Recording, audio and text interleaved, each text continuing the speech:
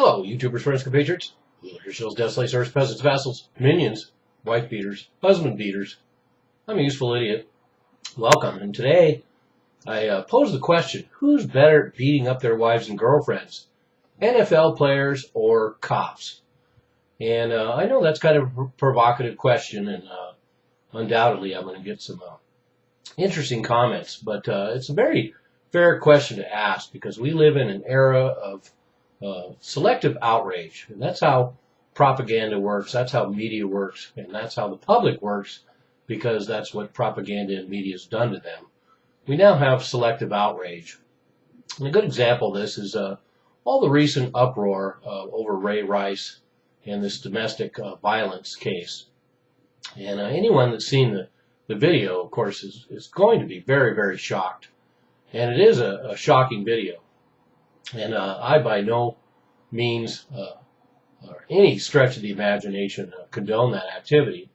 Although I do tend to agree with some pundits, including notably the Amazing Atheist, and I'll attach his video below, that in a lot of respects, it's between the couple themselves, particularly in this case where the girlfriend and or slash fiance wife is not interested in pressing charges, and now her fiance slash husband's life and career is now completely decimated. And so in a lot of ways, it seems like it should be an issue between the husband and wife. Certainly when the wife beats the husband, it's an issue in the family, and it's usually not publicly exposed. But that's just the nature of this issue. But so now Ray Rice, interestingly, immediately fired, will never work in the NFL again, and now an entire hierarchy of heads may roll. People that were overseeing this, people who covered up for him. There could be a lot more people fired over this. And one of the figures that I dug up was that only 84, and I don't mean to downplay this by saying only, but you'll see what I mean when I get to the police. Only 84 NFL players have been arrested and accused of domestic violence since 2000. So the last 14 years. So considering the number of players in the NFL and in all these clubs, it's a fairly small number. But now, because of the whole high profile, the selective outrage and the propaganda, we're now having a massive national dialogue, and everybody in the NFL is being held accountable. And we're once again being shown that these football players are role models, and therefore they have to live up to higher standards. So now let's move to the police and their domestic violence, because it's a far more diabolical, far worse situation. And there is no national dialogue. There are no heads rolling. There is no re-examination going on. So with police violence, studies have indicated that domestic violence in police families is 2 to 4 times higher than the national average. Say that around 10% of U.S. families experience some sort of domestic violence, whether husband beating the wife or the wife beating the husband. And actual figures show that domestic violence is about equal. Contrary to the popular mythology and propaganda out there, domestic violence is about equal. It just seems like a preponderance of male violence because they are more capable of actually inflicting physical damage. But as it turns out, in police families, 40% of police families experience domestic violence. And it has a number of troubling aspects. And I'll put the data that I'm condensing down to very simplistic forms down below, especially involving this police violence. It's very fascinating to see what kind of hurdles that victims of domestic violence in police families have, their particular hurdles that they have to deal with. But victims obviously are particularly vulnerable because they're dealing with somebody who's trained to intimidate, trained to inflict violence, trained with a gun. They also have a police culture that protects them, and they also have the police themselves, of course, know how to manipulate the system and also know how to manipulate the victim. And the victim, of course, has very few options of places to go because she can't go to the police, for example. And the police also use their authority and credibility in legal cases when these cases are rarely brought to court, which is all the more ironic in this day and age when we find documented cases of police lying in event after event after event across the country.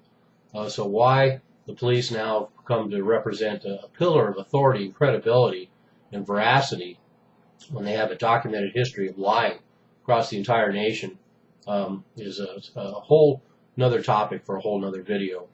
And then another hurdle that domestic violence victims and police families have to deal with is the case is not confidential. If they do bring it to the police, then there's no way that case will remain confidential.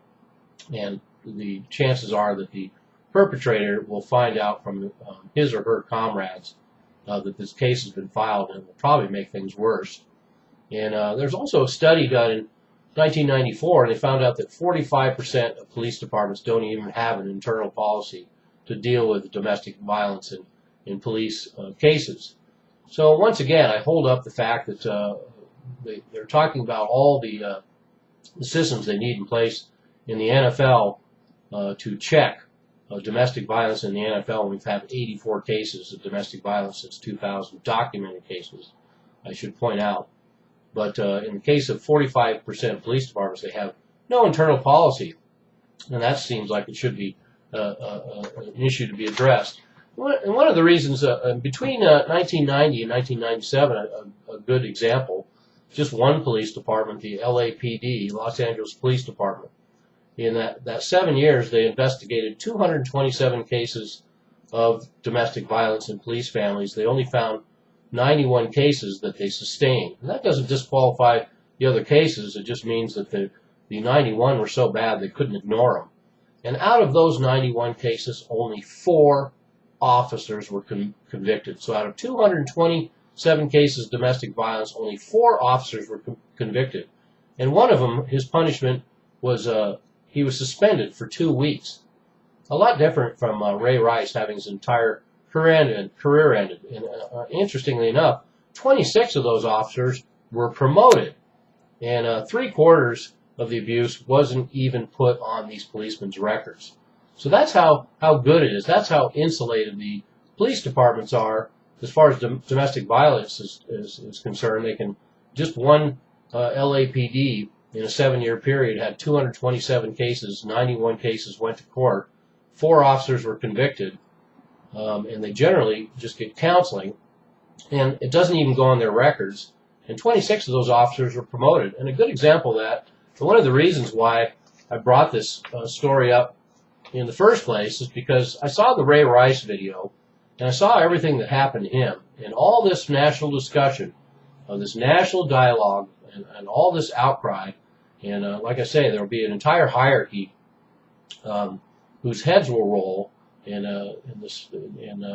these systems will be revamped, and there will be these new internal policies developed. But a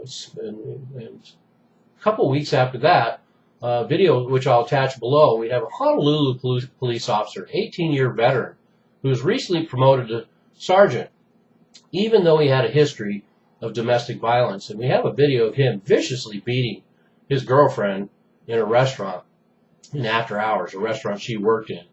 And the responding officers didn't arrest him, so now they're under investigation.